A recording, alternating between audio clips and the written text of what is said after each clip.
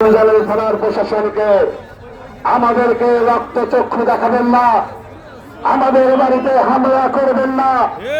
আমরা 17টি বছর আপনাদের এই হামলার বিরুদ্ধেই আন্দোলন করেছি। এই হামলা করে জাতীয়তাবাদী দলকে, তার অঙ্গ সংগঠনকে কোনোভাবে নিবৃত করা সম্ভব নয়।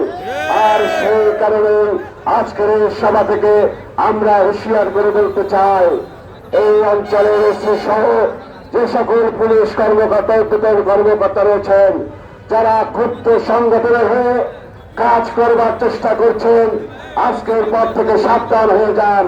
আমার কোন নেতা কর্মীর বাড়িতে যদি আগামী আজকে রাত্রি থেকে প্রশাসনের কোন লোক গ্রেপ্তারের উদ্দেশ্যে যায়, পরিণতি কিন্তু কোন অবস্থাতে ভালো হবে না। সংগ্রামী বন্ধুরা, বক্তব্য দীর্ঘায়িত করবো না। সবাইকে বাংলাদেশ জাতীয়তাবাদী যুবদল খুলনা মহানগর শাখার পক্ষ থেকে রক্তিম শুভেচ্ছা এবং আগামী সে আন্দোলন সংগ্রামে আপনাদের উপস্থিত কামনা করে আমি আমার বক্তব্য শেষ করছি।